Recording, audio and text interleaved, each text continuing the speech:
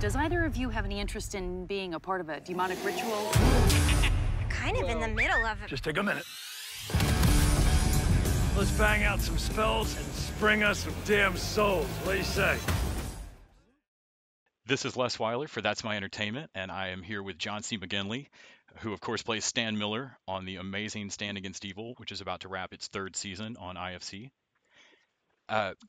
I have loved the third season. I mean, I love the first two, but I really feel like the show hit all cylinders on this season. And John, I had read in an interview, I guess between season 1 and 2, of some of the lessons learned of going for the guest stars that you want and letting Denise be Denise and things like that. Were there any lessons like that going into season 3 for you that you wanted to make sure? I think last time I talked to you, we were talking about, actually I had listened to one of the podcasts, and you guys were hitting it around talking about the finale to season 2 and that really ambitious walk and talk that Janet's character, Evie, and Stan do at the beginning of that episode, which is about a 2-minute walk and talk till where Stan gets to that cabin and says, if the shoe was on the other foot, wouldn't you do this for your daughter? And it didn't catch us off guard that it kind of hit some emotional heartstrings for us. I mean, Janet and I don't beg for this stuff, but we yearn for it. And when you put it on our plate and make it, that lovely no cuts, you just walking and talking, and Stan's going in this house, and Janet has a super clear objective to prevent him from going. And then he turns the table on her. And then later in that episode, when Stan got to be with his wife, and there was again this, the first 2 seasons were driven by loss, Stan's loss, and trying to reconcile and try to organize loss and this damaged guy. And all of a sudden he's with his wife again, and that seems popped. And so when we went to the different Comic-Cons and we went to these different chat rooms and exchanged information with people who were consuming the content, that's the stuff that was working for them. And it was the stuff that was working for the actors, the whole ensemble. And so Dana and I just went back and said, well, let's take a bigger bite out of that. And I'm saying this ahead of 307 and 308, which are on this week. And they're going to just blow the back of your head off, because we've had some insanely funny stuff this year with the puppets, with David Koechner coming back and being the Kenny pillar. And there's been insane insanity. And so the way Dana structures this series up is there's 4 standalone episodes, and then there's 4 mythology episodes, which move the arc of the piece forward. And what I mean is, when we left, Stan had opened up the portal to hell at the end of season 2. Well, season 1, the first episode of season 3, Stan had to, we had to cobble this thing back together. And I was so proud of Dana, because instead of him making it a bad dream or somebody bumped their head, which is really bogus, but it's a TV convention that's been used forever. Dana did this really esoteric thing for a horror comedy. He made the protagonist and the 2 protagonists, he decided that if they could reconcile their own hell, that they'd be able to come back to the land of the living, which is just so crazy ambitious. And he nailed it. And I thought 301 was one of the best episodes we've ever done, because I didn't know how he was going to get himself out of the corner that he had painted himself into. And so I thought that was thrilling, and it was done with great elan, and we worked our butts off in editing to make that thing seamless. And then after that, you can have a couple of goofy different episodes, the standalone ones, with the, what do you call it, the Vampire Creek. But then what's going to happen on Wednesday night? No one's ready for it, because it's too delicious. Yeah, and I believe we're holding this interview until after those air, if we want to get spoilery with it. But yeah, the intensive scare unit episode, Maria Bamford, her performance is great, and the makeup's even better for her monster. But then the finale of the season just really dropped my jaw. You talked about season 1 being so much about Stan's loss, and I've heard you and Dana talk about in interviews loving Archie Bunker because of Edith's love for Archie Bunker. 100%. learning to see Stan through Claire's eyes, or why she protected him and her love. Exactly. It's been amazing watching that grow across these 3 seasons. Can you talk a bit about how it's been for you, making sure you hold on to that in your performance, but don't lose the tone of the comedy? It seems like comedy horror just doesn't get done often enough. I feel like it's people are afraid of the tone, maybe of losing the edge. Yeah, but... I mean, you guys have always had a really good ear and eye for this stuff, and you put your finger right on it better than I can. Look, comedy horror is really hard because to live right in the middle of, I guess, the top of the pyramid for Dana and I has always been An American Werewolf in London. And what I mean is, when you got Stan Winston winning the Academy Award for the effects in that, because they were so scary, but then when you got Griffin and David cracking jokes out of the moor, that's perfection in this genre. Yeah. And it's really hard. And the reason it's hard, because if the jokes are at the threat's expense, at the witch or the werewolf, if the jokes are at the threat's expense, it diminishes the threat. Yeah. And if the threat is too profound, then you can't drop a joke. And so somewhere in the middle there is this tone, which Dana and I are both obsessed with. And when we go to the Comic-Cons and we go to these different things, that's what people are digging. That and the emotional, the grounding, Stan's emotional grounding kind of reconciles the whole thing, because otherwise, and I'm not interested in people who do this, he's just an equal opportunity offender, and I'm changing the channel. Yeah. But I borrowed liberally from Carol O'Connor's sensibilities with Archie Bunker. And what I mean is that Carol leaned and Norman leaned in on Gene Stapleton, on Edith, hard. And I lean in on this ghost, this person that we barely ever get a sense of, and that's my dead wife. Mm-hmm. And her whole history, and what the heck was she doing? And the discovery of all this for a guy who largely was making it through his life, happy getting a D- in life. He was fine getting a D-. And then all of a sudden he was a pool of inadequacy, and he was a pool of inadequacy because he really hadn't done anything. And so coming into season 3, Dana said, I said, what are we going to do with Stan? Because he saw his wife, that didn't work out. He tried to save all these different people, it didn't work out. And Dana he called me going down a highway in Los Angeles, round about the middle of January. And he just had an epiphany. And I'm like, what is it? And he goes, well, here's what we're doing with Stan this year. He goes, everything you've ever known, everything you've ever done has been wrong. And the only way for you to move forward is either learn from it or do the opposite. Now, that's impossible for Stan. Those aren't tools that he has in his toolbox. Mm-hmm. And emotionally or spiritually. And Dana goes, that's when I'm writing. That everything, and we hear Duquette tell him that in those exact terms, that everything you've ever done, everything you've ever known was wrong. Mm-hmm. And then Dana added that for me to make this thing right, I got to appeal to the larger threat. So in other words, the overriding threat so far has been this guy Eccles, and Dana decided that just like in World War II, if you want to beat the Germans, you had to get with the Soviets. And, you had to get with a bigger threat. And Stan reconciles it that way. And so now he's going to get with a bigger threat to get rid of Eccles. And what's he going to do with the bigger threat? And so I guess we're allowed to talk about it now, but Stan's dead. We kill Stan at the end of season 3. We kill him. Yeah. And the running joke was because the show's doing really well now, ratings-wise and all. And I said to Dana, so this is going to be a bad year for me to renegotiate, right? Because I'm dead.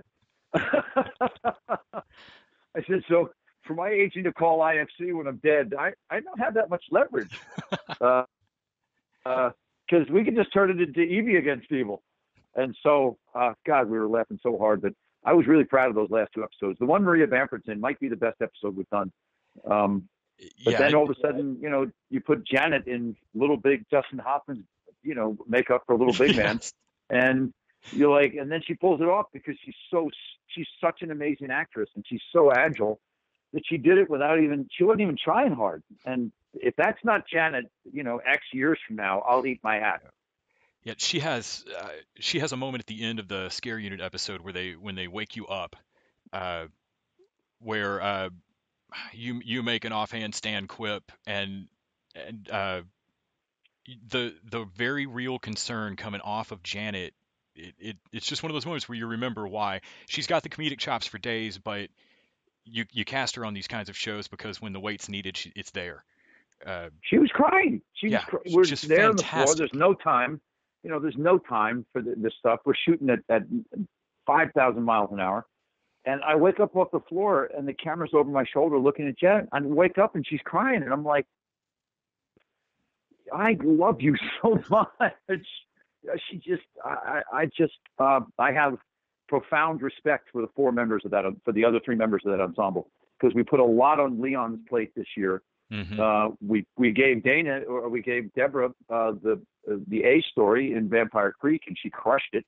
And then we gave Janet the A story in 308, and she's just overwhelming. She's unlimited.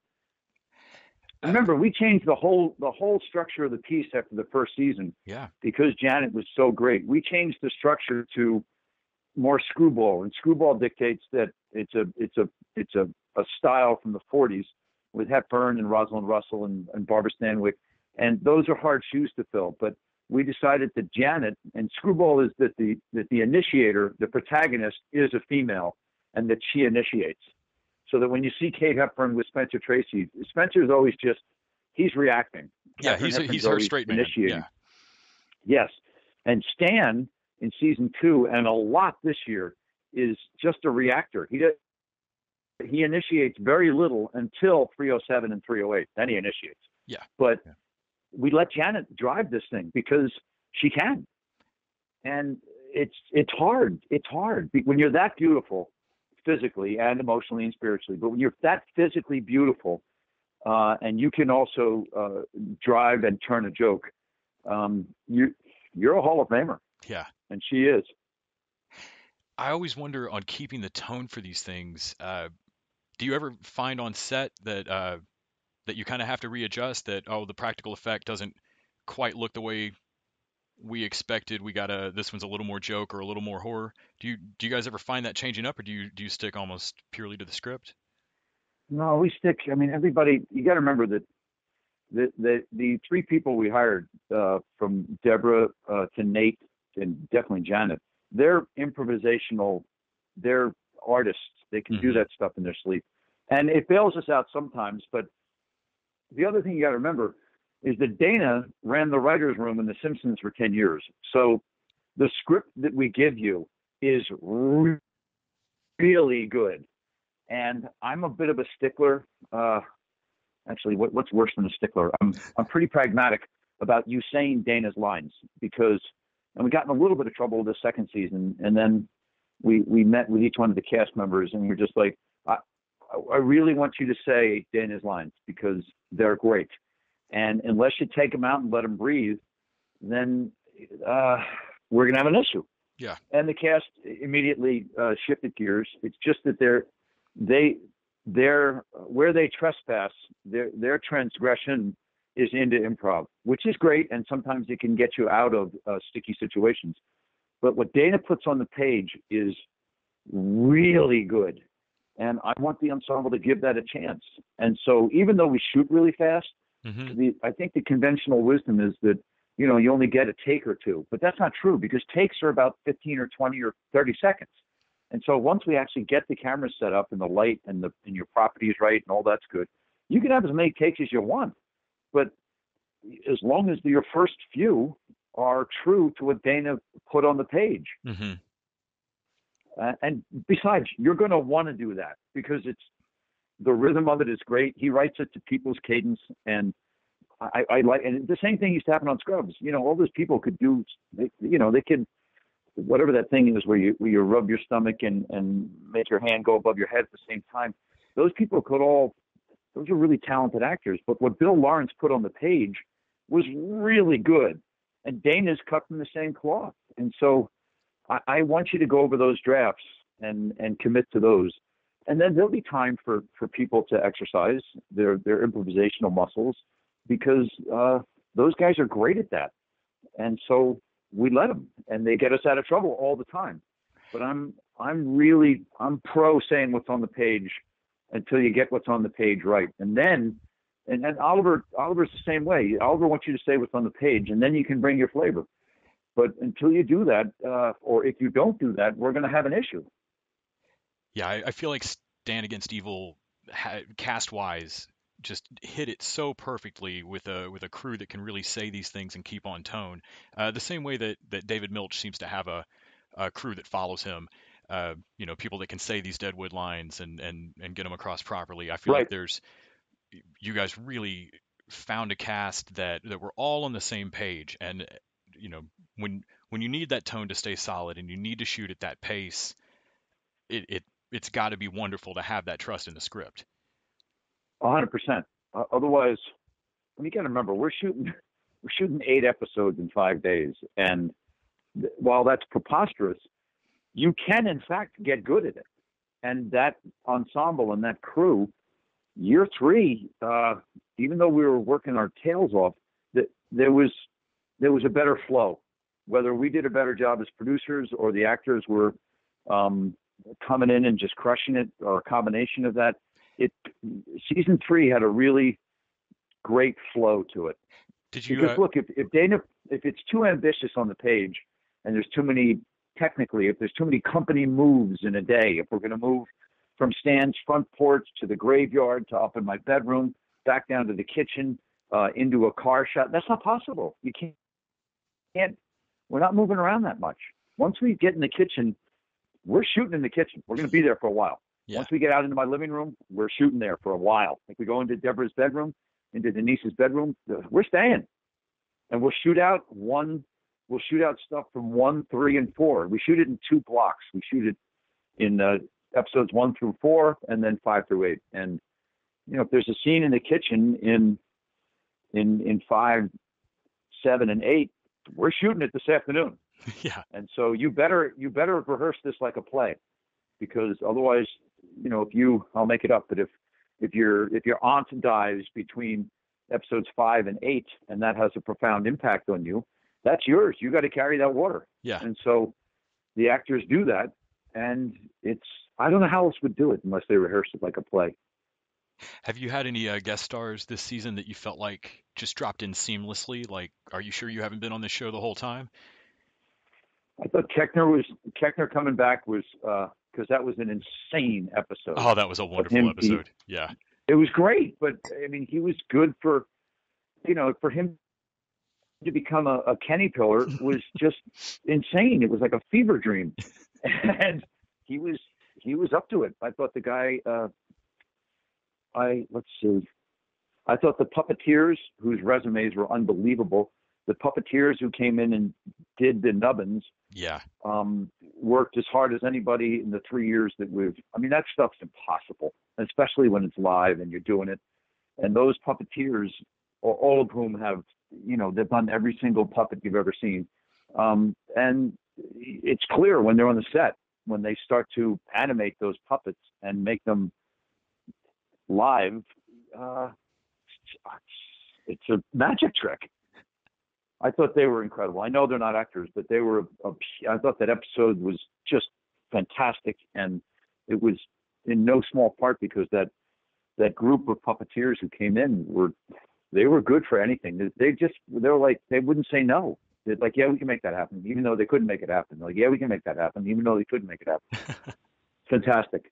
Yeah, I think that might be my favorite standalone episode out of the season. I got to tell Mike Mendez, the writer, that. Me too. It was just a wonderful one. Well, man, thank you so much for taking the time to talk to me about Stan today. I really appreciate it. I've loved season 3, and I can't wait to see, hopefully, if we get a 4th. Yeah, we'll see. It's every year it's all about the numbers. So hopefully, 7 and 8 do as great as the first 6 episodes. The ratings were all unbelievable, and so hopefully we'll finish on a high note and get invited back to the dance next year. Thank you so much. I really appreciate it.